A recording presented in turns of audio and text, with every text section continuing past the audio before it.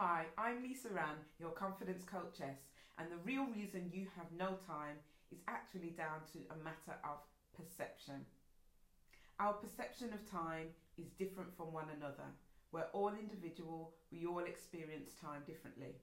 So what would make a long time for someone else could be a short time for someone else, even though you're doing the same activity. So what is your relationship to time? Well, let's think about it like this. When you go to an event, when you go shopping, when you go and have a shower, have a bath, what is your relationship to those particular activities? What is it you think about when you think I've got to go shopping, I've got to go to an event? Are you thinking that this is actually going to be a long task for me, a short task for me, an enjoyable task for me?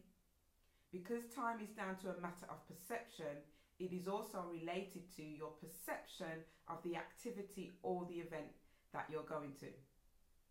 So, that is why two or more people will not see the event or activity as exactly the same thing. I went for the Dr.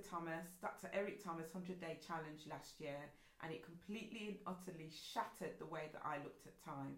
I completely changed how I perceive time and what I could do with it. What are you doing with your time?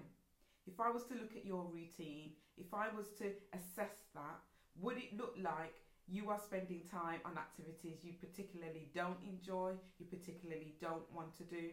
Or would it reflect the activities, your hobbies, your interests? Would it reflect balance? Again, this is all a matter of perception. And we have to think about our relationship to the activity or the event that we are going to. That is what will change our perception of time.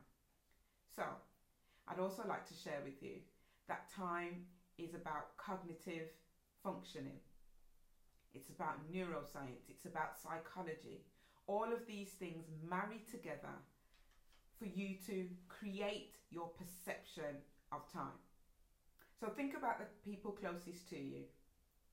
Think about that. How do they perceive time? How do they treat time? Are they early? Are they late? Are they always on time? Do they respect your time, other people's time? Now think about yourself. Do you mirror how they treat time? And some of you may be going, absolutely not, Lisa, and absolutely not. And that might be the case. We all see time differently. It is a matter of perception. What happens is when we build in the psychology and the neuroscience, the cognitive functioning, when we pull all that together, we are reconstructing our brains.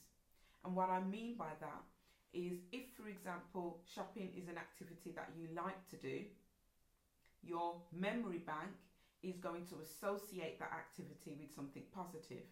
But if it's something that you don't like to do, then of course your memory bank will immediately default to something that you don't want to do, and that will reflect on your perception of the time it will take to do it. So, the real reason you have no time is actually down to your perception of time, your memory of the activity or the event, and your motivation to complete the activity. So those of you that would say, I would like to spend more time doing personal development activities, actually what you're saying is, I have no time to do personal development activities, but it's something that I really want to do. Can you see the contradiction there? So if you're thinking, actually, I do have a contradiction, I do have a conflict, that actually this is something I enjoy, this is something that I want to do in my memory bank, it brings back positive memories for me, or I think it's going to be something enjoyable if you're trying something new, but you're saying you don't have time to do it, you're actually saying to yourself and training your own brain to say, actually, I don't have the time to do it because it's not that important to me. Just like if I was to look at your credit card bill, if I was to look at your phone bill, I will be able to tell what's important to you. And because of that, you need to reflect on, well, why am I really saying I have no time? So I want to set you a task. I want you to write out your routine for the week, whether that includes school runs, work, housework, whatever it is, write that out for the week and really think about where you could pencil in 10 minutes a week, just 10 minutes a week. And I'm a serious coach, so I'm being generous here. 10 minutes a week on you focusing on the activity you say you don't have time to do. What that's going to do is going to retrain your brain to create that time.